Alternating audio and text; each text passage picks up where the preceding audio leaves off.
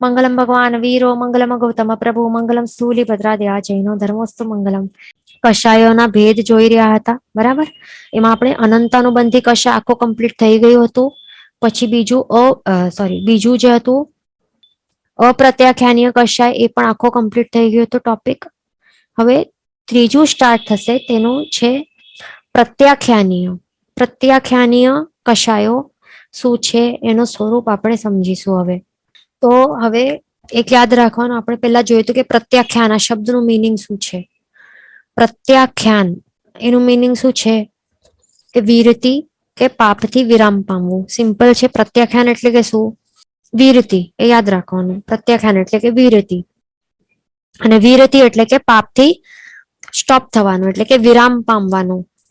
તો આ જે પ્રત્યાખ્યાનીય કશાયો છે, તો એ શું કરે છે? જે પ્રત્યાખ્યાનીય ચાર કશાયો કયા કયા છે? ક્રોધ, માન, માયા, લોભ. પ્રત્યાખ્યાનીય કશાયો આ શું કરે છે? જે સર્વવીરતી રૂપ પચખાણ છે, તો એના કારણે એ જીવ લઈ નથી શકતા. આ કશાયના ઉદયના કારણે શું રોકે છે? આ પ્રત્યાખ્યાનીય કશાયો સર્વવીરતી રૂપ જે પચખાણ છે એ રોકે છે. ધ્યાન રાખવાનું. નામ શું છે? પ્રત્યાખ્યાન એટલે કે વીરતી, બરાબર. એટલે એ વીરતી જ લઈ નથી શકતો, એટલે કે સર્વવીરતી એટલે ટોટલી પાપથી સ્ટોપ થઈ જ શકતો નથી. સર્વવીરતી રૂપી જે ચારિત્ર ગુણ છે એને એ ઢાંકે છે, બરાબર. તો આવા તીવ્ર રસવાળા જે કાર્મણ વર્ગણાના પૂતગલ સ્કંધો છે એમને પ્રત્યાખ્યાનીય કશાયો કહેવાય છે, જે સર્વવીરતી રૂપ ચારિત્ર ગુણને રોકે છે આત્માના. એમને શું કહેવાય છે? પ્રત્યાખ્યાના વરણ કશાય ચારિત્ર મોહનીય કર્મો. એ ધ્યાન રાખવાનું, બરાબર. અને અહીંયા સર્વવીરતી ચારિત્ર ગુણને રોકે છે તે વાત આવી છે, બરાબર. તો સર્વવીરતી એનું મિનિંગ શું છે? આપણને લાગે સર્વવીરતી એટલે શું? દીક્ષા. પણ એ શું છે? એનું મિનિંગ શું છે? સર્વવીરતી એટલે ટોટલી, સર્વરૂપે. વીરતી એટલે કે પાપથી અટકવું, ટોટલી, કમ્પ્લીટલી. અને એ કયા કયા પાપો? જે 5 મહાપાપ છે. જે 5 મહાપાપ કયા છે? હિંસા, જૂઠ, ચોરી, અબ્રહ્મ અને પરિગ્રહ. આ 5 મહાપાપો છે. એમનું સર્વથા ટોટલી ત્યાગ કરવું. જે પણ એને ટોટલી સર્વથા ત્યાગ કરે છે એમને કહેવાય છે કે હા, એમને તેઓએ સર્વવીરતી, એમના આત્મામાં સર્વવીરતી ચારિત્ર ગુણ પ્રગટેલું છે, બરાબર. અને જો આવું સર્વવીરતી ચારિત્ર ગુણ હોય આત્મામાં, તો જ આ કોઈ પણ જીવ આ સર્વરૂપે ટોટલી આ 5 પાપો થી અટકી શકે છે, વિરામ પામી શકે છે, એટલે કે પ્રત્યાખ્યાનમાં આવી શકે છે, બરાબર. એટલે કે શું? 5 પાપોથી પ્રત્યાખ્યાન પામી શકે છે, એ ધ્યાન રાખવાનું. પણ આ પ્રત્યાખ્યાના વરણ કશાય ચારિત્ર મોહનીય કર્મો છે, તો તે આ પ્રત્યાખ્યાન લેવા દેતા નથી. એટલે કે વીરતી, સર્વરૂપે સર્વવીરતી લેવા દેતા નથી, એ ધ્યાન રાખવાનું. પણ પોઈન્ટ શું છે? આ માત્ર સર્વવીરતી જે ચારિત્ર ગુણ છે એને જ રોકી શકે છે, આ પ્રત્યાખ્યાના વરણ કશાય ચારિત્ર મોહનીય કર્મો. પણ જે દેશવીરતી છે, એટલે કે દેશથી, એટલે કે અંશથી, તેઓ અંશથી આ ચારિત્ર ગુણને રોકી શકતા નથી, બરાબર. એટલે સર્વથી જ રોકી શકે છે, પણ અંશથી કે દેશથી ચારિત્ર ગુણને રોકી શકતા નથી. માટે આ દેશવીરતી ચારિત્ર ગુણ છે એ પ્રગટ થઈ શકે છે જીવને, એ ધ્યાન રાખવાનું, બરાબર. એટલે કે શ્રાવક કે શ્રાવિકા જીવ બની શકે છે, પણ માત્ર શું નથી બની શકતો? સાધુ કે સાધ્વી બની શકતો નથી, એ ધ્યાન રાખવાનું. આ કશાયો, આ જે કર્મો છે એમના કારણે. બીજું એ પણ ધ્યાન રાખવાનું કે આપણે શું જોયું? સૌથી પહેલા આપણે ભયંકર શું જોયું? સૌથી ભયંકર કોણ છે? અનંતાનુબંધી કશાયો છે ને, 4 અનંતાનુબંધી. એ સૌથી ભયંકર લેવલના. એનાથી થોડા મંદ રસવાળા એ છે અપ્રત્યાખ્યાનીય 4 કશાયો. હવે એનાથી પણ વધારે મંદ રસવાળા છે આ પ્રત્યાખ્યાનીય 4 કશાયો, બરાબર. એ ધ્યાન રાખવાનું. એટલા માટે એનાથી પણ મંદ રસવાળા છે, આગળવાળાથી પણ. આ પ્રત્યાખ્યાના વરણ 4 કશાયો, એના કારણે જીવ એટલીસ્ટ શું કરી શકે છે?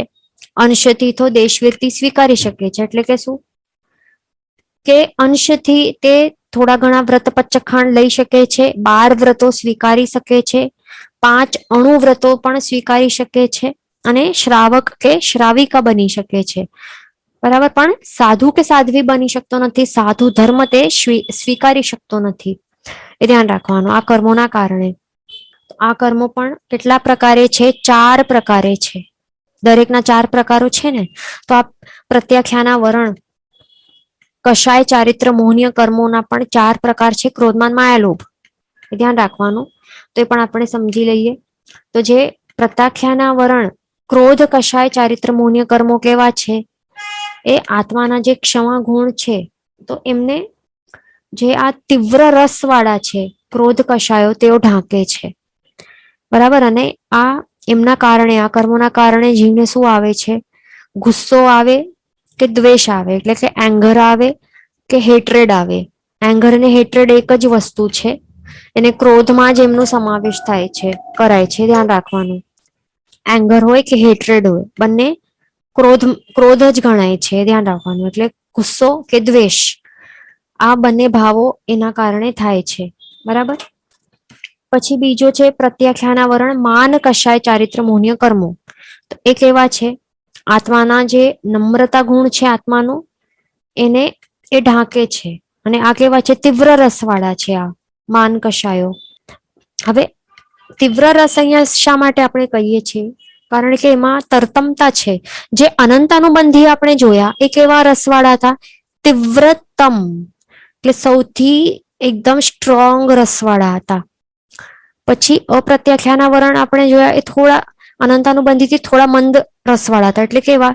તીવ્રતર હતા. હવે પ્રત્યાખ્યાના વરણ કશાય ચારિત્ર મોહનીય કર્મો કેવા છે? તીવ્ર રસવાળા છે, એટલે કે રસમાં અહીંયા ઘટાડો થાય છે. એટલે અહીંયા આપણે જેમ આપને યાદ હશે, આપણે મિથ્યાત્વનું જોયું હતું ને, યાદ છે? મિથ્યાત્વ મોહનીય કર્મ, પછી સંકેત મોહનીય અને મિશ્ર મોહનીય. એમાં હતું શું? વસ્તુ એક જ હતી. બધા કોણ હતા? મિથ્યાત્વ મોહનીય કર્મોના સ્વરૂપ હતા ને. પછી રસમાં જેવી રીતે એ ઘટાડો થયો હતો, બરાબર, શુદ્ધ પુંજ અને અર્ધ શુદ્ધ પુંજ, એટલે કે જે રસમાં ઘટાડો થયો હતો એના કારણે એમનું સ્વરૂપ બદલાયું હતું ને. એના કારણે એવું મિશ્ર મોહનીય અને સંકિત મોહનીય કર્મ એવા નામથી કેટેગરાઇઝ કરવામાં આવ્યું હતું. પણ કર્મો કેવા હતા? વસ્તુ એક જ હતી ને. બધા કે કોણ હતા? મિથ્યાત્વ મોહનીય કર્મો જ હતા ને બેઝિકલી. તો અહીંયા પણ આ સેમ ધ્યાન રાખવાનું, બધા બેઝિકલી વસ્તુ એક જ છે. બધા ક્રોધ જ છે, ક્રોધ કશાયો જ છે. બધા માન કશાયો, બધા માન કશાય છે. બધા માયા, બધા લોભ કશાયો, આ કર્મો સેમ છે. પણ રસમાં તરતમતા છે, અને રસમાં તરતમતા છે એના કારણે એમને આવા અલગ અલગ નામો આપેલા છે. અનંતાનુબંધી ક્રોધ, અનંતાનુબંધી પ્રત્યાખ્યાનીય, પછી ક્રોધ પ્રત્યાખ્યાના વરણ ક્રોધ, પછી સંજ્વલન ક્રોધ. એટલે જે રસ છે ને, રસમાં એમાં તરતમતા છે. એટલે કોઈ એકદમ સ્ટ્રોંગ રસવાળા, કોઈ મંદ રસવાળા, અલગ અલગ અલગ અલગ એવા રસવાળા છે. વસ્તુ પણ basically it is the same, કશાયો જ છે, ક્રોધ જ છે, ધ્યાન રાખવાનું. બરાબર, જેમ આપણે મિથ્યાત્વ મોહનીયનું જોયું એવી રીતે અહીંયા સેમ છે, ધ્યાન રાખવાનું. તો હવે આપણે શું જોઈ રહ્યા હતા? કે જે સેકન્ડ આપણે જોઈ રહ્યા હતા કે પ્રત્યાખ્યાના વરણ માન કશાય ચારિત્ર મોહનીય કર્મ શું કરે છે? આત્માનું જે નમ્રતા ગુણ છે એને આ માન કશાયો ઢાંકે છે, અને એના કારણે જે પણ જીવને જે પણ મળેલી હોય ને, સંપત્તિ હોય, સત્તા, પોઝિશન, સ્ટેટસ, લક્ઝરીઝ, જે પણ એને પુણ્યોદયથી મળેલું હોય છે ને, બધી વસ્તુઓ, સુખ સુવિધાઓ, તો એ બધું પામીને તેનામાં અહંકાર આવે છે, અભિમાન આવે છે. બરાબર, એવા પ્રકારના ભાવો આવે છે. મારા પાસે બધું છે, બીજા પાસે છે નહીં, બીજા તો કોણ તુચ્છ છે. આપણું સ્ટેટસ છે, આપણો ઋતબો છે, બીજાનું તો કઈ છે નહીં, સામેવાળાનું કઈ છે નહીં, એ કોણ છે મારા સામે ઉભો રહેવા માટે? તો એવા એવા ભાવો આવે ને, તો એ બધું આ કર્મોના કારણે આવે છે. તો એટલા માટે બધું દબાવવું જોઈએ આપણને. બરાબર, એનો ત્યાગ કરવાનો. પછી ત્રીજો પ્રકાર છે પ્રત્યાખ્યાના વરણ માયા કશાય ચારિત્ર મોહનીય કર્મો. તો એમાં શું હોય છે? આત્માનું આ જે કર્મો છે આ આત્માના જે સરળતા ગુણ છે એને આ તીવ્ર રસવાળા છે. તીવ્ર રસવાળા માયા કશાએ જે કર્મો છે આ એ ઢાંકે છે અને એના કારણે જીવ કેવું બને છે, છલ કપટ કરનારું બને છે ને એને માયા બધું કરે ને, ખેલ પ્રપંચો રમે, કોન્સ્પિરસીસ કરે, ષડયંત્રો કરે, જૂઠ બોલે, પોતાનું કાર્ય કરવા માટે એવું બધું કરતો હોય છે. પછી ચોથો છે પ્રત્યાખ્યાના વરણ લોભ કશાય ચારિત્ર મોન્ય કર્મો. તો આ શું કરે છે, આત્માના જે સંતોષ નામક ગુણ છે એને આ તીવ્ર રસવાળા છે. તો આવા લોભ કશાયો એ ઢાંકી રાખે છે અને એના કારણે જીવને શું થાય છે કે આ મારું, તે મારું, એટલે મારું બધી વસ્તુઓ પર પોતાનું લેબલ લગાડી નાખે કે આ મારું, મારી જગ્યા, મારો રૂમ, મારો ટેબલ, મારો બેડ, મારું ઓફિસ, મારા વ્યક્તિ, આ બધું મારું, આ મારાનું લેબલ લગાડી નાખે છે. અને જેના ઉપર લેબલ લગાડે કે આ મારું કે મારી વસ્તુ, તો એના ઉપર શું હોય, આસક્તિ રહેલી હોય, અટેચમેન્ટ કહીએ ને, અટેચમેન્ટ વાળા ભાવો રહેલા હોય, બરાબર, કે એનાથી દૂર થઈને જાય, એનું સંરક્ષણ કરવાના ભાવો આવે, અથવા તો હજી વધારે મેળવવા માટે મન કરે, એના માટે ધંપછાડા કરે, બરાબર. એટલે એક તૃષ્ણા જાગેલી હોય છે, તૃષ્ણાની અગ્નિ બળતી હોય છે અંદરથી, એટલે ભૂખ રહેલી હોય, તૃષ્ણા રહેલી હોય કે હજી વધારે જોઈએ, એટલે કૂવો જે છે તૃષ્ણાનું કૂવો એ ભરતો જ નથી. કોના કારણે? આ લોભ કશાય ચારિત્ર મોન્ય કર્મોના કારણે. તો આ 4 પ્રકારના આપણે પ્રત્યાખ્યાના વરણ, આ જે 4 કશાયો છે, કશાય ચારિત્ર મોન્ય કર્મો, તે આપણે સમજી લીધું. હવે ચોથો પ્રકાર શું છે? સંજ્વલન 4 કશાયો. બરાબર, 4 સંજ્વલન કશાયો એટલે શું? સંજ્વલન આ શબ્દનો મીનિંગ શું છે? સન એટલે સેજ, સેજ એટલે કે થોડુંક, સેજ એટલે શું? થોડુંક. સન એટલે સેજ એટલે થોડુંક, અને જ્વલન, જ્વલન એટલે કે એટલે એ બાળે છે, થોડુંક બાળે છે. સંજ્વલન એટલે કે સહેજ બાળે છે, એટલે કે શું? આ સંજ્વલન કશાય 4 કશાયો છે, બરાબર. સંજ્વલન કશાય ચારિત્ર મોન્ય કર્મો 4 પ્રકારના, એ શું કરે છે? સહેજ કેવી રીતે બાળે છે? શું બાળે છે? તો આત્માનું જે આ સર્વવીરતી ગુણ છે ને એને સહેજ બાળે છે, થોડુંક જ બાળે છે. એટલે કે એ સર્વવીરતી ચારિત્ર ગુણ છે ને એને ટોટલી ઢાંકી શકતા નથી, ટોટલી એનો ઘાત કરતા નથી, પણ શું કરે છે? સહેજ બાળે છે. એટલે સહેજ બાળે છે એટલે કે શું? કે હવે સર્વવીરતી સ્વીકારી તો લીધું, કારણ કે એને રોકી શકતા નથી, એટલે કે જીવ સાધુ ધર્મ કે સાધુ કે સાધ્વી બની શકે છે, સાધુ ધર્મ સ્વીકારી શકે છે, પણ એને સહેજ બાળે છે. એટલે સહેજ બાળે છે એટલે શું? કે સર્વવીરતી જે પણ લીધું છે ને, સ્વીકાર્યું છે, એમાં અતિચાર લગાડે છે, બરાબર. એટલે કે એને મલિન કરે છે, બરાબર, અશુદ્ધ ભાવો લાવે છે, બરાબર. તો હવે અતિચાર લગાડે તો પછી શું કરે? એ અતિચાર માટે શું કરવાનું? અતિચાર જે લગાડે છે, સર્વવીરતીમાં અતિચાર લગાડે, એના માટે શું કરવાનું? શું સોલ્યુશન છે એના માટે? તો આપણને પ્રભુએ શું બતાડ્યું છે? પ્રતિક્રમણ બતાડ્યા છે ને. પ્રતિક્રમણ આપણે કરીએ ને સવાર સાંજ, શું હોય છે? એ જે પણ આપણે જે પણ અતિચાર લગાડેલા હોય, આપણા જે પણ સાધુ સાધ્વી ભગવંત હોય તેઓ પ્રતિક્રમણ કરતા હોય, જોયું હશે ને સવાર સાંજ 2 ટાઈમ. તો શા માટે કરે? કારણ કે જે પણ આ કશાયો દ્વારા જે અતિચાર લાગ્યા હોય ને એમનેમાં, જે સંજ્વલન કશાય વગેરે 4 કશાયો દ્વારા, એના કારણે સાધુ ધર્મમાં, સર્વવીરતીમાં જે પણ અતિચાર લાગે છે એમને દિવસ દરમિયાન કે રાત્રિ દરમિયાન, તો એનાથી પાછો ફરવા માટે તો આ ઉપાય છે, બેસ્ટ ઉપાય પ્રતિક્રમણ. તો એ બધું પછી ધોવાઈ જાય. સિમિલરલી આપણે પણ શું કરીએ છીએ? આપણે શ્રાવકો, શ્રાવિકાઓ, આપણે જે પણ, એટલે જે આ તો શેના માટે છે? જેમણે પણ દેશથી વીરતી સ્વીકારી હશે એમના માટે છે, બરાબર. તો એ દેશથી વીરતી એટલે કે 5 અણુવ્રત કે 12 વ્રત જે પણ સ્વીકાર્યા હશે, કે 1 વ્રત કે 2 વ્રત, જે પણ જેટલું પણ સ્વીકાર્યું હશે, તો એ શ્રાવકના જે દેશવીરતી ધર્મમાં આ વ્રતોમાં જે પણ આપણા દ્વારા અતિચાર થઈ ગયા હોય દિવસ દરમિયાન, રાત્રિ દરમિયાન, તો એનાથી પાછો હટવા માટે આપણે શું કરવાનું હોય? પ્રતિક્રમણ કરવાનું હોય ને સવાર સાંજે, રાઈ દેવસી પ્રતિક્રમણ. તો એ કરવાથી શું થાય? જે પણ આપણા દેશવીરતી ધર્મમાં જે અતિચાર કોણે લગાડ્યા હોય છે, આપણે શું જોયું? સંજોલનથી પહેલા કોણ છે? જે પ્રત્યાખ્યાના વર્ણ કશાયો છે, તો તેઓ શું કરે છે? આપણે હમણાં શું જોયું કે તે સર્વવીરતીને તો ઘાત કરે છે, પણ દેશવીરતીનું ઘાત કરી શકતા નથી. એટલે કે દેશવીરતી સ્વીકારી શકીએ છીએ, પણ એમાં પછી શું થાય?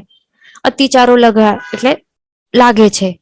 તો એ અતિચારોને ધોવા માટે આપણને એટલા જ માટે બેસ્ટ ઉપાય શું બતાડેલું છે? પ્રતિક્રમણ એ કરવાનું 2 ટાઈમનું. પછી ચોમાસિક હોય, સંવત્સરિક હોય, જે પણ હોય કે પાક્ષિક હોય. તો હવે તો પછી જે પણ અતિચારો જે લગાડેલા હોય તો એ ધોવાઈ જાય. પણ એ અતિચારો ક્યારે લાગે? વ્રતોમાં, જ્યારે વ્રતો સ્વીકાર્યો હોય ત્યારે ને. પણ જેમણે વ્રતો સ્વીકાર્યા નથી, જે દેશવીરતી ધર્મ સ્વીકાર્યો જ નથી, તો પછી એમને શું કરવાનું? પ્રતિક્રમણ કરીને વિચાર્યું છે. એટલા માટે આપણને શું કરવાનું? દેશવીરતી ધર્મ 12 વ્રતો સ્વીકારવા જોઈએ. સ્વીકારશું તો પછી આ આવરણો છે ને, આ કશાયોના, એ બધા ઢીલા થશે. પછી આપણામાં ભાવથી દેશવીરતી ગુણ એ પણ આવશે, સર્વવીરતી ધર્મ ગુણ એ પણ આવશે, બધું આવશે. ધ્યાન રાખવાનું. બરાબર. તો હવે આપણે શું જોઈ રહ્યા હતા? સંજ્વલન કશાયો. તો જે સંજ્વલન કશાય છે એ ચારિત્ર, સર્વવીરતી ચારિત્ર છે. એનું ઘાત કરી શકતો નથી, પણ સંજ્વલન એટલે કે સહેજ બાળે છે, થોડું થોડુંક બાળે છે. એટલે કે શું કરે છે? અતિચારો લગાડે છે. બરાબર. આ કર્મો શું કરે છે? આત્મામાં રહેલું છે યથાખ્યાત ચારિત્ર ગુણ છે, તો એને ઢાંકનાર આ મંદ રસવાળા કાર્મણ વર્ગણાના પૂદગલ સ્કંદો છે. બરાબર. કેવા રસવાળા છે? આ મંદ રસવાળા છે. બરાબર. આપણે જે રસ છે, આ કર્મો, આ જે કશાયોના રસની તરતમતા જોઈ ને, કે અનંતાનુબંધી કેવા રસવાળા હતા? તીવ્રતમ રસવાળા હતા. પછી અપ્રત્યાખ્યાનીય કેવા રસવાળા હતા? તીવ્રતર. પછી પ્રત્યાખ્યાના વરણ કશાય એ કેવા હતા? તીવ્ર રસવાળા હતા. અને આ સંજ્વલન મંદ રસવાળા છે. બરાબર. એટલે કે આવી રીતે રસની જે આ છે ને ઇન્ટેન્સિટી, પાવર, જે પાવર છે ઘટતું ઘટતું જાય છે, અને સંજ્વલન એકદમ મંદ રસવાળા છે. આવા મંદ રસવાળા કાર્મણ વર્ગણાના પૂદગલ સ્કંદો છે. કેવા પ્રકારના? કશાય ચારિત્ર મોહનીય કર્મના પ્રકારવાળા છે. અને આ શું કરે છે? સંજ્વલન કશાયો આત્માનું જે મેન યથાખ્યાત ચારિત્ર ગુણ છે એને ઢાંકે છે, એનું ઘાત કરે છે. બરાબર. અને આ યથાખ્યાત ચારિત્ર ગુણ જે છે, યથાખ્યાત નું આપણે મિનિંગ પહેલા પણ લગભગ જોયું હતું ને? જોયું જ હતું. હા, જોયું હતું. એટલે યથાખ્યાત એટલે કે શું? જેવી રીતે યથાખ્યાત ચારિત્ર એટલે કે જે પ્રકારનું, જે લેવલનું અર્યંત ભગવાન તે ચારિત્ર પાડવા માટે કહ્યું છે ને, એ લેવલનું ચારિત્ર એને કહેવાય છે યથાખ્યાત ચારિત્ર. હા, એ આપણે જોયું હતું પહેલાના ક્લાસમાં. બરાબર. તો એ યથાખ્યાત ચારિત્ર ગુણને એનું ઘાત કરે છે. તો એના કારણે જીવ શું કરે છે? ક્યારેક ક્યારેક એ મંદ લેવલના રાગ કે દ્વેષનું કે કશાયનું સેવન એમના દ્વારા થઈ જાય છે. બરાબર. એટલે કે સાધુ ધર્મમાં તો રહેલું જ છે ને આ. કારણ કે અહીંયા આ સંજ્વલન કશાયો શું કરે છે? સહેજ બાળે છે માત્ર સર્વવીરતીને. એ ઢાંકી નથી શકતા, એ યાદ રાખવાનું. એટલે ઢાંકી નથી શકતા ને, ઘાત નથી કરી શકતા ચારિત્ર ગુણનું, સર્વવીરતી ચારિત્ર ગુણનું ઘાત નથી કરી શકતા. એટલા માટે આત્મા છે એ સાધુ કે સાધ્વી બનીને એના આત્મામાં સર્વવીરતી ચારિત્ર ગુણ આવી શકે છે. પણ શું થાય છે? સહેજ સહેજ બાળે છે. એટલે કે શું? હવે સાધુ સાધ્વી બન્યા બાદ પછી શું કરે છે? આ કર્મોના કારણે આ જે સાધુ સાધ્વી વગેરે છે એમનામાં પછી મંદ મંદ કશાયોનું સેવન થઈ જાય છે. કે જે કશાયો છે, ક્રોધમાન માયા લોભ, એ મંદ પ્રમાણમાં એમના દ્વારા સેવન થઈ જાય છે. એ ધ્યાન રાખવાનું. એટલે મેન શું છે? યથાખ્યાત ચારિત્ર ગુણને ઢાંકે છે. બરાબર. આ કર્મ સંજ્વલન કશાયો, તો એના કારણે જીવ એ લેવલનું પાડી શકતા નથી. કેવું? વિતરાગ ચારિત્ર, વિતરાગતા લેવલનું ચારિત્ર પાડી શકતા નથી. એટલે કે વિતરાગ એટલે શું? વિધાઉટ એની રાગ ઓર દ્વેષ. એટલે સંપૂર્ણ વિતરાગી અવસ્થા વાળું ચારિત્ર તેઓ પાલન નથી કરી શકતા. પણ મંદ મંદ રાગ દ્વેષ નું સેવન કરેલી છે. એટલે એનું મિનિંગ શું થયું? કે હવે એના કારણે આત્મા જે છે એ ટોટલી પોતાના જે ગુણો છે એમાં ટોટલી સંપૂર્ણપણે એ રમણતા કરી શકતો નથી આ સંજ્વલન કષાયોના કારણે. બરાબર, કારણ કે મંદ કષાયોનું સેવન થઈ જાય છે, એ ધ્યાન રાખવાનું. તો પછી જ્યારે જીવને સમજો કે કોઈક ઉપસર્ગો આવી જાય કે ઉપદ્રવ થઈ જાય કે કોઈ પ્રતિકૂળતાની સિચ્યુએશન આવી જાય તો પછી શું થાય, એને પોતાનું હવે જે પણ ઉપદ્રવ વગેરે એ સાધુ કે સાધ્વી એટલે કે સર્વ વીરતી ધર્મ પાળનાર જીવ ઉપર, એટલે કે જેના આત્મામાં સર્વવીરતી ચારિત્ર ગુણ છે પ્રગટેલું છે, એના ઉપર પછી કોઈક એવા ઉપદ્રવ થઈ જાય શરીર ઉપર, તો પછી શું થાય, શરીર ઉપર ઉપદ્રવ થયો એટલે કે શરીર ઉપર પછી ઉપદ્રવ થયો એટલે કે પછી શું થશે, પછી એને કે જે પણ મંદ રાગ દ્વેષ છે કે કષાયો છે ને, તો એનું સેવન થઈ જાય છે. એટલે કે શરીર ઉપર જે મંદ પ્રમાણે મંદ પ્રમાણમાં રહેલું જે મારાપણાનું ભાવ છે, મારાપણાનું ભાવ એટલે શું, કોણ છે, ક્રોધ માન માયા કે લોભ શું છે, મારાપણાનું ભાવ એટલે યાદ રાખવાનું લોભ. બરાબર, લોભ કષાય છે. તો એના કારણે પછી મારાપણાનું ભાવ જે રહેલું છે થોડુંક ઘણું મંદ પ્રમાણમાં, એના કારણે પછી જીવ શું કરશે, એનામાં રાગ કે દ્વેષ થઈ જશે. દ્વેષ એટલે કે ક્રોધ થઈ જશે કે માન આવી જશે કે મારા ઉપર કેમ કર્યું, હું કોણ છું, કે પછી માયા, એટલે એ મંદ પ્રમાણમાં સેવન થઈ જાય છે. પણ મેન શું છે કે સર્વવિધિ ચારિત્ર ગુણને રોકી શકતો નથી, પણ એવી રીતે સહેજ સહેજ બાળે છે, થોડુંક થોડુંક આવી રીતે અતિચાર લગાડી નાખે છે. એટલા જ માટે આવા પ્રકારના જીવને વિતરાગી નથી કહી, આપણે કહી નહીં શકીએ ને. વિતરાગી કેમ કહી શકીએ, કેવી રીતે કહી શકીએ, મંદ રાગ દ્વેષનું પણ સેવન કરી લે છે તો હજી મંદ પ્રમાણમાં રાગ દ્વેષ છે એટલે કે શું કહેવાય, સરાગી કહેવાય, એટલે રાગ સહિત વાળું.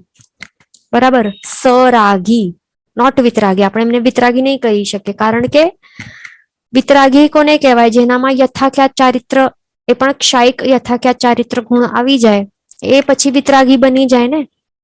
એટલે ટોટલી રાગ દ્વેષ કે બધા આ કષાયનો સંપૂર્ણ નાશ, એ એવા જીવને વિતરાગી કહેવાય.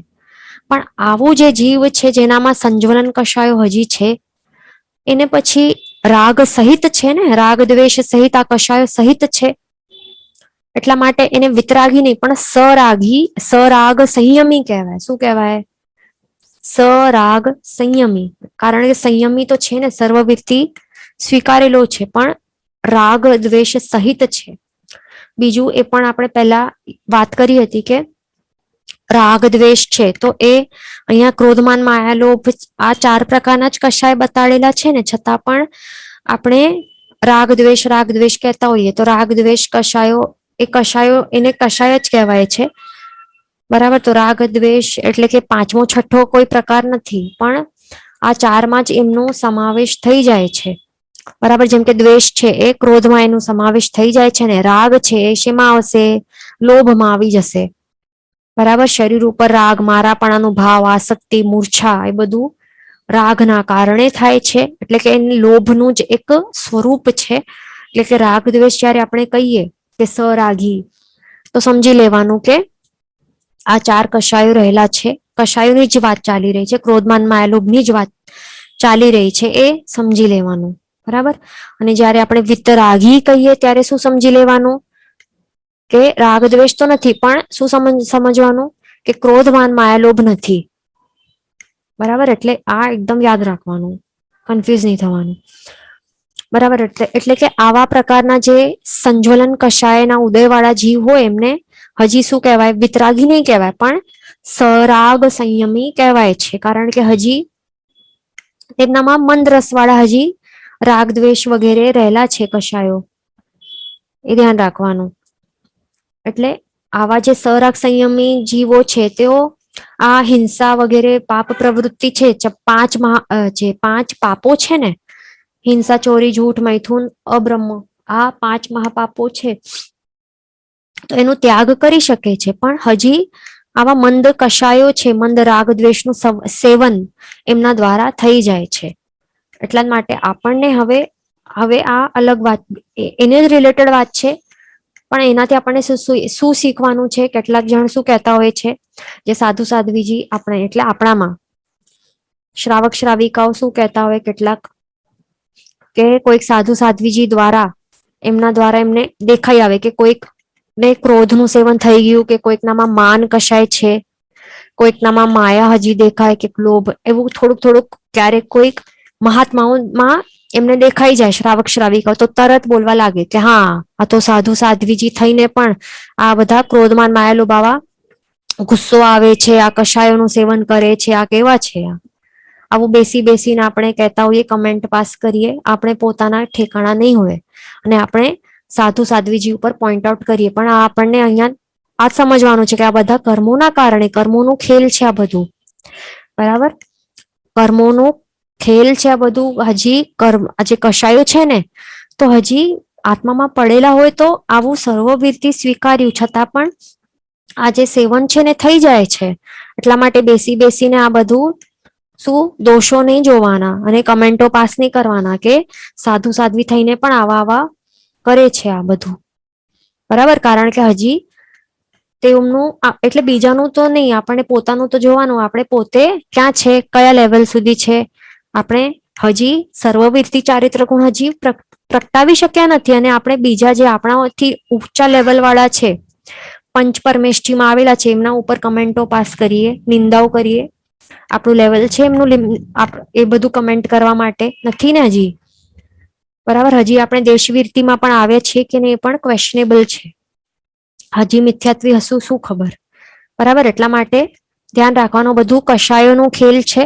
આપણામાં પણ કશાયો છે, એમનાથી વધારે છે, બરાબર. એટલે પોતાનું જોવાનું, પોતાના આત્મામાં રહેલા દોષો એને જોવાનું અને બીજાના આત્મામાં રહેલા ગુણોને જોવાનું ક્યારે પણ, બરાબર. ગુણ જોવાનું, દોષ દૃષ્ટિ હશે આપણું પતન થશે.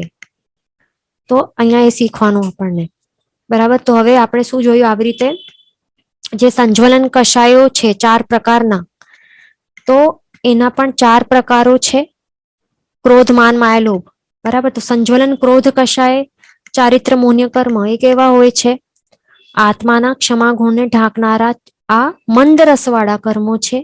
પછી સંજ્વલન માન કષાય ચારિત્ર મોન્ય કેવા છે, આત્માના જે નમ્રતા ગુણને ઢાંકનાર મંદ રસવાળા છે આ કર્મો.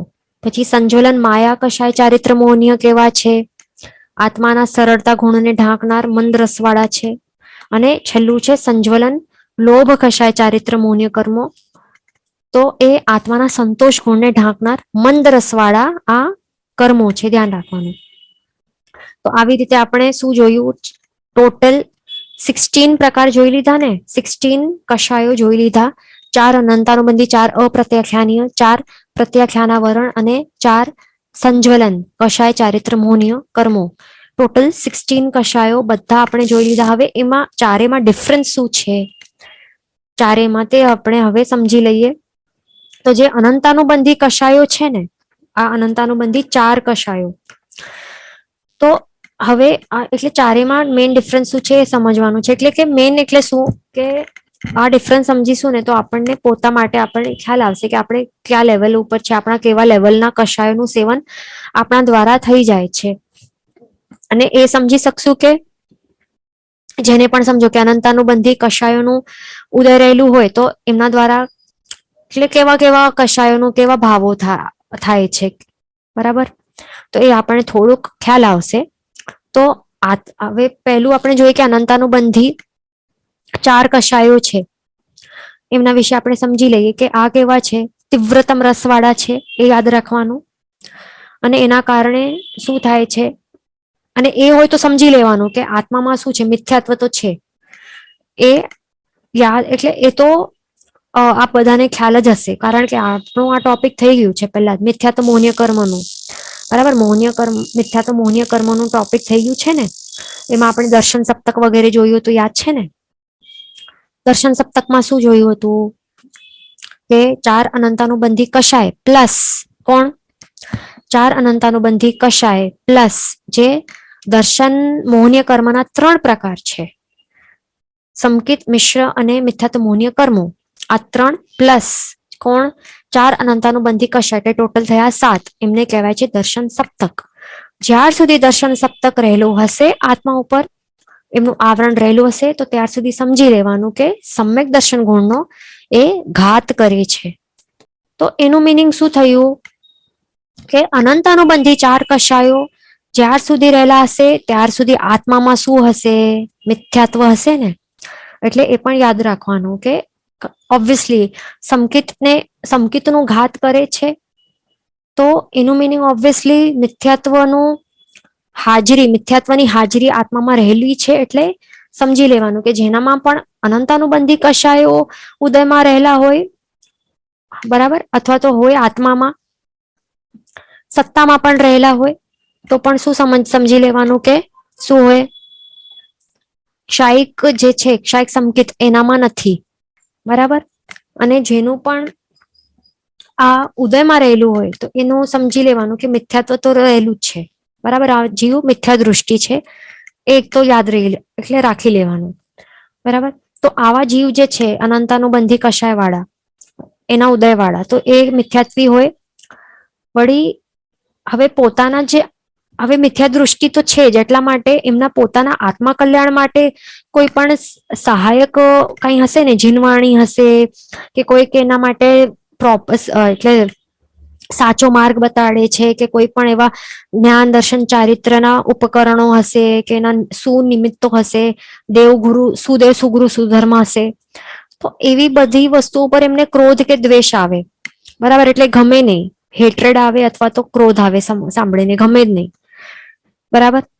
એને માને જ નહીં, ઓબ્વિયસલી મિથ્યા દૃષ્ટિ છે, બરાબર. અને પછી કોઈ પણ ચીજ ઉપર સમજો કે એના પાસે કોઈ પણ ચીજ રહેલી છે, એના એટલે એને પોતાનું એટલે કે મારાપણાનું લેબલ લગાડેલી આ એવી અમુક વસ્તુઓ છે, ઘર, ગાડી, બંગલા, કઈ પણ છે કે વ્યક્તિઓ છે, તો પોતાની માનેલી જે વસ્તુઓ છે એના ઉપર જો સંકટ આવે તો પછી એના સંરક્ષણ માટે એ સામેવાળાને મારવા પણ તૈયાર થઈ જાય કે પોતે મરવા પણ તૈયાર થઈ જાય. આવા એટલે અતિ ભયંકર કશાયો ઉછળે તો ત્યારે હવે એવા એ લેવલના કશાયો ઉછળે તો ત્યારે જ એ બે સામેવાળાને મારવા તૈયાર થઈ જાય ને, નહીં તો થોડી થાય. સંભાવે રહેલું હોય કોઈ વિતરાગી આત્મા તો એ થોડી કોઈ મારે કે મરવા તૈયાર થઈ જાય. તો સંભાવે રહેલું હોય કે જે થાય થવાનું છે થશે, બરાબર. કર્મો જેવા હશે તો એવું થશે. પણ આ તો શું થાય, આવી રીતે મારવા પણ તૈયાર થઈ જાય, બરાબર. એટલા ભયંકર પ્રમાણમાં આ કશાયો ભભૂકી ઉઠે.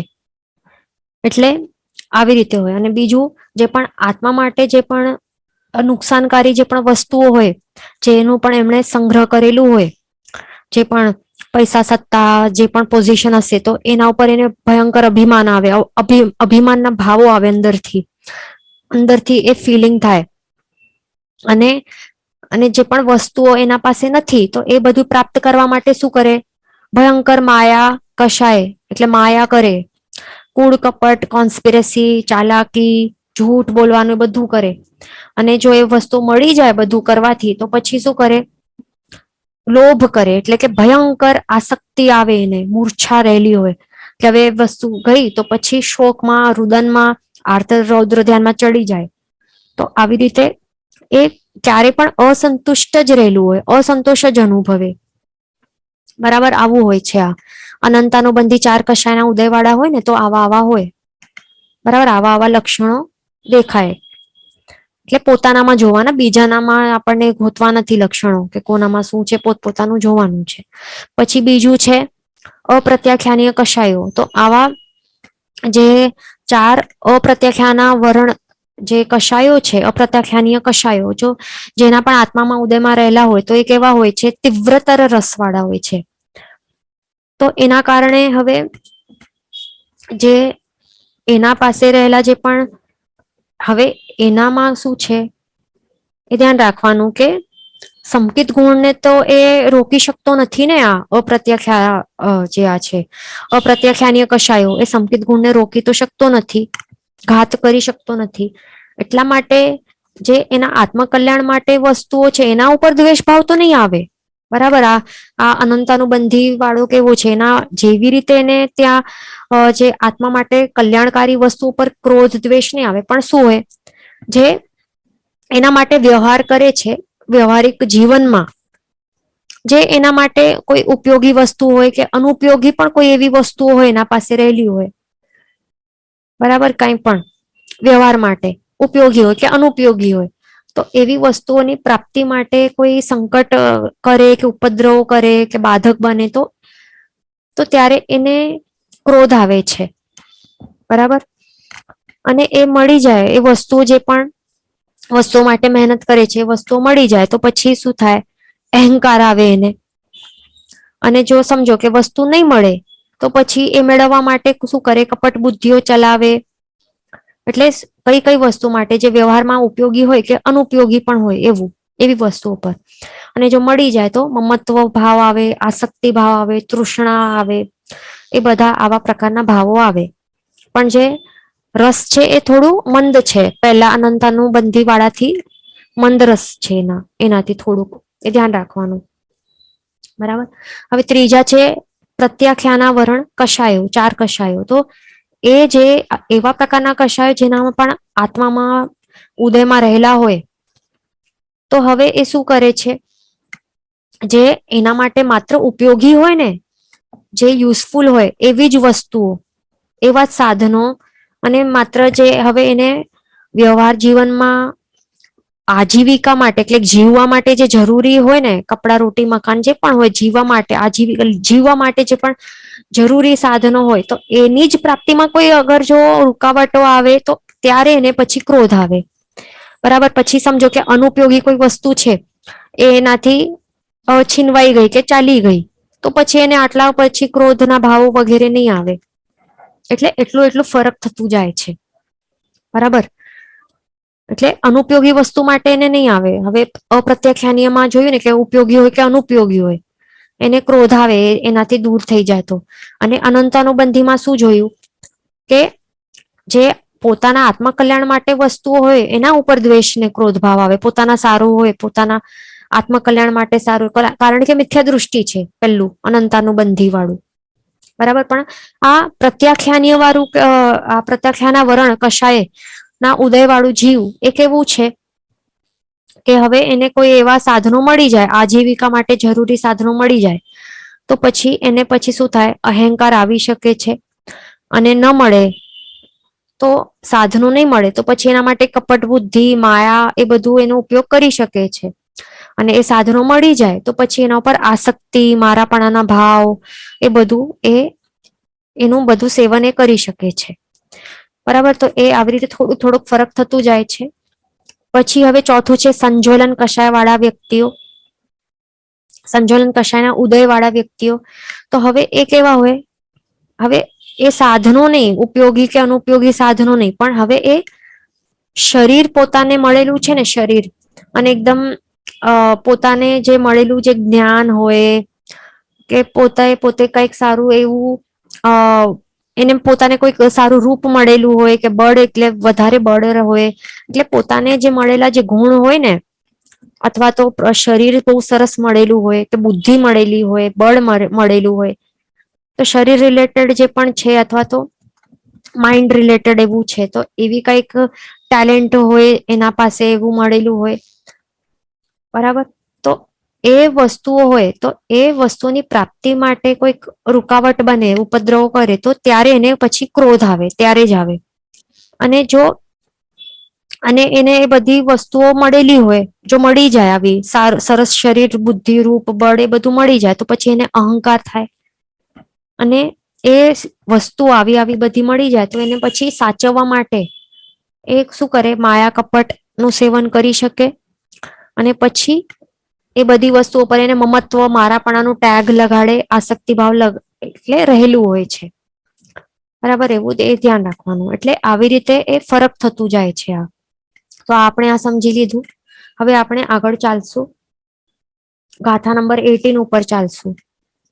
તો ગાથા નંબર 18, ઓકે, ત્યાર સુધી આપણે ઓપન કરીએ ત્યાર સુધી એ સમજી લેવાનું કે આપણે જેમ સંજ્વલન કષાયનું આપણે હમણાં એક્ઝામ્પલ આપ્યું ને, તો એમાં આપણે બાહુબલીજીનું જે છે ને, એમાં એક્ઝામ્પલ આવી શકે છે કે બાહુબલીજીને શું હતું, અહંકાર રહેલું હતું ને, કે હું કેમ નમો, બરાબર. બધા મારા કેવા છે, નાના નાના ભાઈઓ છે, અને બધાને કેવલ જ્ઞાન પ્રગટ થઈ ગયું છે, તો મને કેવલ જ્ઞાન પ્રગટ થશે પછી જ હું જઈશ, તો પછી નમવું નહીં પડે. એટલે એમને કેવું હતું, સંજોલન કશાય હતું, મંદ રસવાળું આ અહંકાર એટલે કે માન કશાય આ નડી રહેલું હતું. એટલે કે એમને શું હતું કે પોતાને જે કેવલ જ્ઞાન નથી મળેલું ને, પોતાને આ ગુણ પ્રગટ હજી થયું નથી, એના માટે તેમને શું થાય છે, અને બીજા નાના નાનાને મળી ગયું છે, નાના ભાઈઓને મળી ગયું છે, મને નથી મળ્યું. તો એટલે એ પ્રાપ્ત કરવા માટે તેઓ મહેનત કરે છે, ત્યાં ઉભા રહી રહીને ત્યાં એકદમ ઘોર કૌશક કરે છે. આ બધા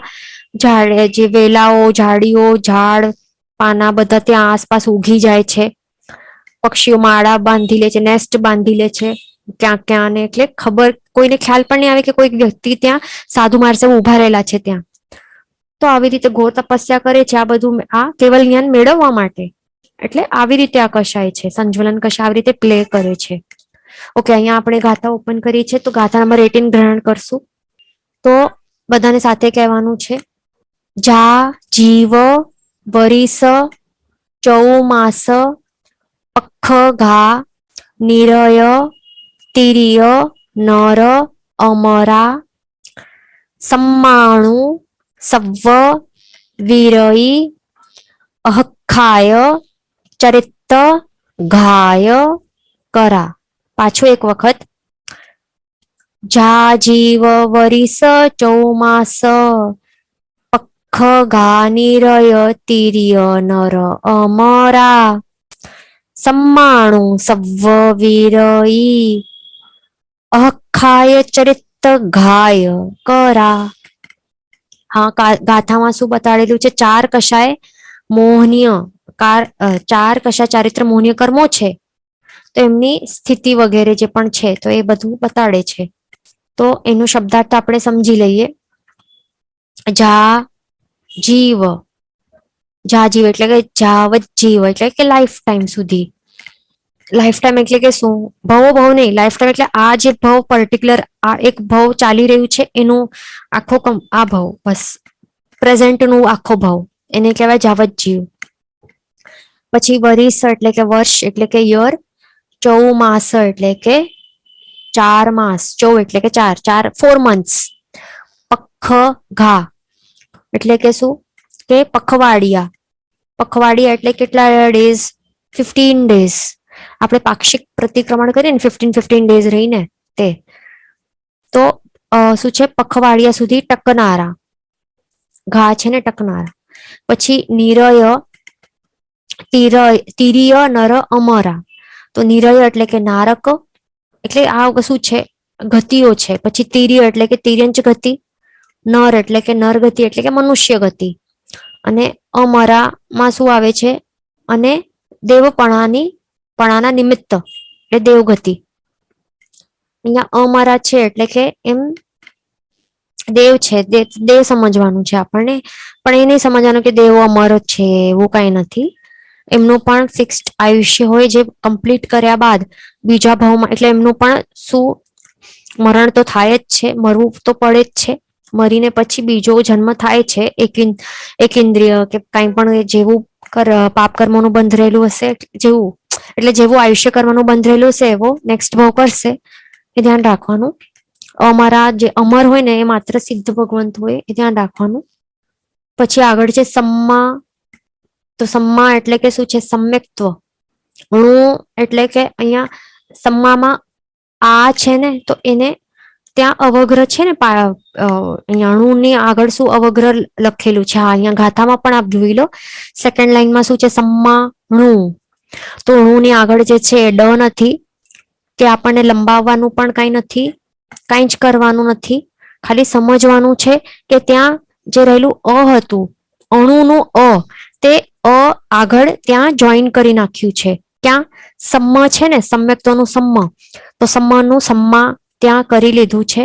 તો તે અહીંયા માત્ર સમજવા માટે અહીંયા બતાડેલું, ત્યાં એ સાઇન સિમ્બોલ મૂકેલું છે અવગ્રહનું ચિહ્ન, એ ધ્યાન રાખવાનું. તો એ અણુ હતું, અણુનું અ અહીંયા આગળ જોઈન કરી નાખ્યું છે. તો અણુ એટલે અણુ કે અણુ, એનું મિનિંગ છે અણુવીરતિ. બરાબર, અણુવીરતિ, અણુ એટલે કે શું, દેશથી એટલે કે અંશથી, અણુ એટલે કે અંશ, અંશ એટલે કે દેશથી એટલે કે થોડુંક વીરતીમાં આવવાનું. બરાબર. પછી સવ્વ વીરઈ એટલે કે સર્વ વીરતી, સંપૂર્ણ વીરતીમાં આવવું, સંપૂર્ણપણે સર્વથા પાપોનો ત્યાગ. પછી અખાય એટલે કે અખાય ચરિત્ર એટલે કે યથાખ્યાત ચારિત્ર. ઘાય એટલે કે ઘાત, કરા એટલે કે કરનારા, એટલે કે ઘાત કરવાનું એટલે એનું મિનિંગ એ જ છે કે અટકાવવાનું, કે આ યથાખ્યાત ચારિત્ર ગુણ છે એનું ઘાત કરનારા કે અટકાવનારા. તો હવે આપણે ભાવાર્થ સમજીશું તો સમજાશે કે ગાથામાં શું બતાડેલું છે, કે જાવત જીવ વરસ 4 માસ અને પખવાડિયા સુધી રહેનારા. હા, આટલું છે. પછી શું છે આગળ? નરક, તિર્યંચ, મનુષ્ય ને દેવગતિ ના કારણભૂત, એ બીજું પોઈન્ટ છે. પછી આગળ શું છે? સમ્યક્ત્વ, દેશવીરથી, સર્વવીરથી અને યથાખ્યાત ચારિત્રનો નાશ કરનાર છે, એટલે કે ઘાત કરનાર છે. બરાબર. એટલે કે અનુક્રમે આપણને સમજવાનું છે કે અનંતાનુબંધી જે છે એ શું કરશે? અહીંયા અનુક્રમે એક એક કરીને, એક મિનિટ, શું છે? જે અનંતાનુબંધી કષાય, 4 કષાયો છે એ ક્યાર સુધી રહેશે? ક્યાં સુધી રહેશે? જાવત જીવ સુધી રહેનારા છે, અને નરકના કારણભૂત બનનારા છે, અને સમ્યક્ત્વ ગુણ છે, સમ્યક્ત્વ ચારિત્ર ગુણ છે એનો નાશ કરનારા છે, અરે સમ્યક્ત્વ ગુણ છે એનો નાશ કરનારા છે. પછી બીજા છે, કોણ છે? અપ્રત્યાખ્યાનીય 4 કષાયો, એ વર્ષ સુધી રહેનારા છે, તિર્યંચ ગતિ અપાવનારા ના કારણભૂત બનનારા છે, અને દેશવીરતી ચારિત્ર ગુણનો ઘાત કરનારા છે. પછી ત્રીજા કોણ છે? શું જોયું આપણે?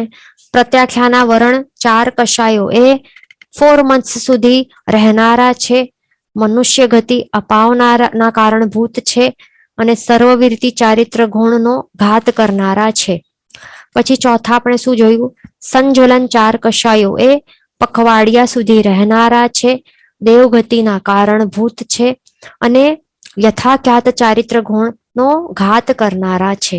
તો આવી રીતે ગાથામાં બતાડે છે, ધ્યાન રાખવાનું. બરાબર. તો હવે એના વિશે આપણે સમજી લઈએ કે આ જે 4 અહીંયા આ ગાથામાં શું મેન બતાડે છે, કેટલું બધું બતાડે છે કે આ જે 16 કષાયો છે એ કેટલા કાળ સુધી રહે છે આત્મામાં, અને કેવી કેવી ગતિઓ એ અપાવે છે, અને કયા કયા આત્માના ગુણોનું ઘાત કરે છે. તો અહીંયા એ પ્રોપરલી બતાડે છે. બરાબર. અહીંયા એ ધ્યાન રાખવાનું કે આ જે અહીંયા બતાડેલું છે ને, તો એ સ્થૂળ દ્રષ્ટિથી બતાડેલું છે. બરાબર. એટલે કે સ્થૂળ દ્રષ્ટિ એટલે કે મોટું બતાડેલું છે કે હા, આજે અનંતાનુબંધી છે તો નરક ગતિ જ અપાવશે, પછી જાવત જીવ સુધી રહેનારા છે. આ બધું સ્થૂળ દૃષ્ટિ છે. સ્થૂળ દૃષ્ટિ એટલે કે મોટું બતાડેલું છે. એટલે આ રૂલ નથી. શું રૂલ નથી? આ નિયમ નથી, એટલે કમ્પલસરી નથી કે આ જ છે. આ વ્યવહારના એથી બતાડેલું છે કે જાવત જીવ સુધી રહેશે, નરક ગતિ અપાવશે. શું વ્યવહાર દૃષ્ટિથી બતાડેલું છે, પણ નિશ્ચયથી નથી બતાડેલું. એ ખાસ ધ્યાન રાખવાનું છે. એટલે એનું પથ્થરની લકીર નહીં કરી નાખવાનું એનું. બરાબર. ધ્યાન રાખવાનું. તો હવે જે અનંતાનુબંધી પહેલું કષાય છે એના વિશે આપણે સમજી લઈએ. તો અનંતાનુબંધી 4 કષાયો છે. એમાં અનંતાનુબંધી ક્રોધ, માન, માયા, લોભ, ચારેની વાત છે. તો એ જો જીવના આત્મામાં જો રહેલા હોય, અને સમજો આ 4 અનંતાનુબંધી 4 કષાયો જો લાઈફ ટાઈમ એટલે કે આ ભાવ જે પ્રેઝન્ટ ભાવ ચાલી રહ્યું છે એમાં આ જીવ એટલે આજીવન એટલે કે જાવત જીવ એટલે કે જીવનભર જો જાય નહીં અને પડેલા જ હોય, તો એને શું કહેવાય? અનંતાનુબંધી કહેવાય છે. એટલે કેવા રસવાળા? તીવ્રતમ રસવાળા અનંતાનુબંધી લેવલના આવા કષાયો કહેવાશે પછી. બરાબર. અને આવા જો તીવ્ર ભાવો હોય અન્ય વ્યક્તિઓ પર, તેવા તીવ્ર ક્રોધ, માન, માયા, લોભ એવા ભાવો જો રહેલા હોય, તો પછી શું થાય? તો પછી એવું પણ થઈ શકે છે કે ભવાંતરમાં પણ એ આત્મામાં આવી જાય પછી.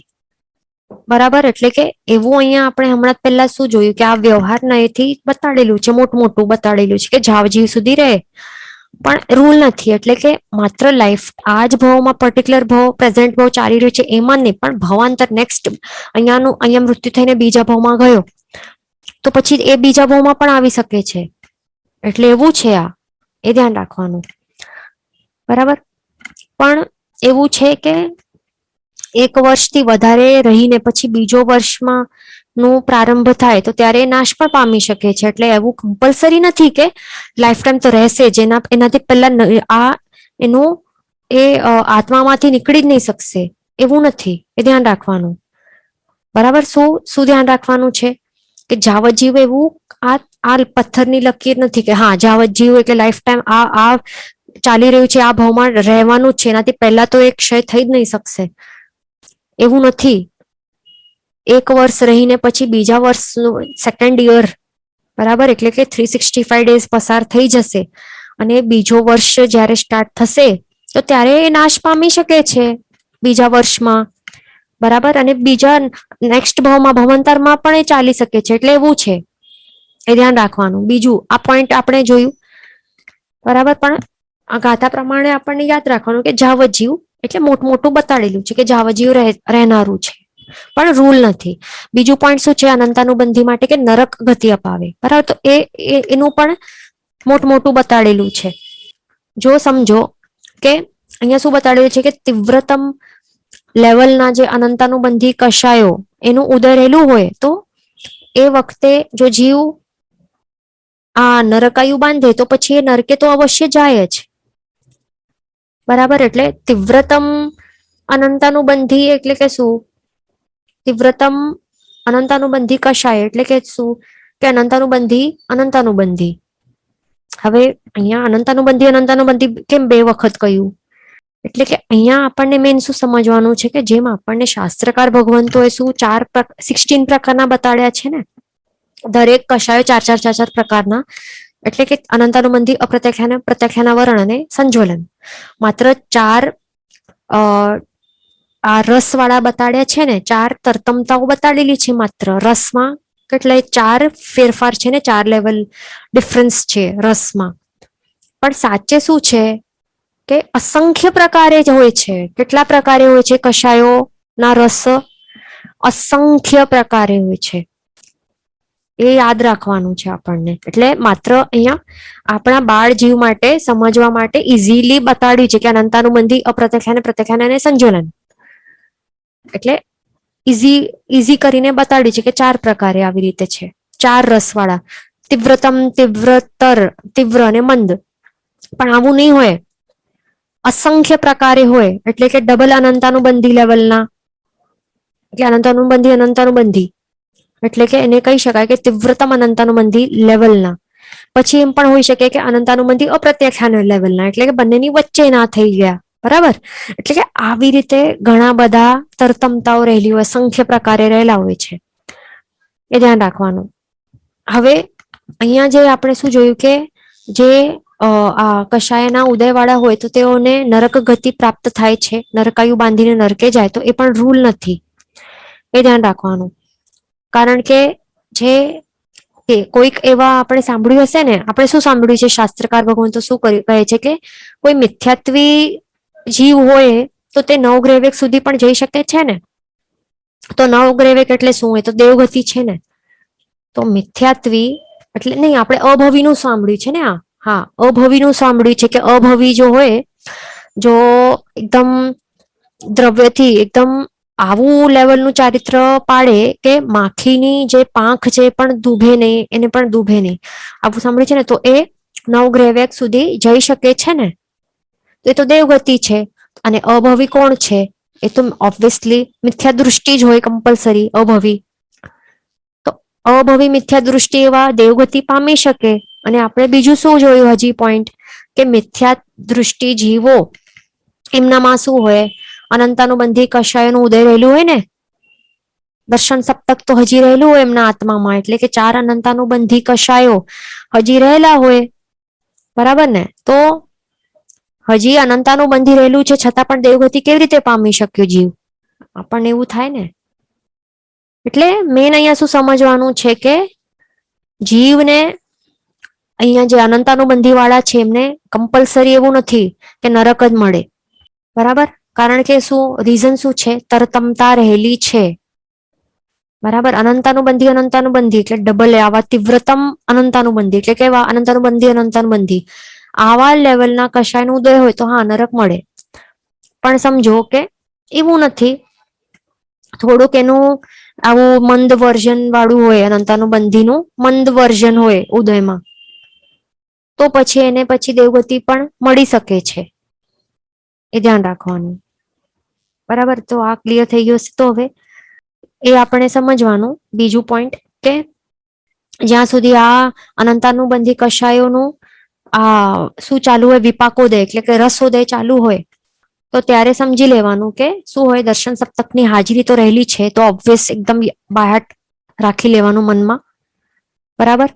અને એના કારણે પછી હવે સંકેત ગુણ પણ એમને પ્રગટ થઈ શકે નહીં ને, એનું ઘાત જ કરે છે આ, બરાબર? આવા મિથ્યાત્વી જે અનંતાનુબંધી વાળા હોય, ઉદય વાળા જીવ હોય, અનંતાનુબંધી કશાય અને મિથ્યાત્વના ઉદય વાળા હોય, એવું વિપાક ઉદય ચાલુ હોય, તો પછી ઓબ્વિયસલી દર્શન સપ્તક છે હાજરી, એટલે કે સંકેત ગુણ તો છે નહીં, મિથ્યાત્વી છે, એ ધ્યાન રાખવાનું. આટલા પોઈન્ટ્સ.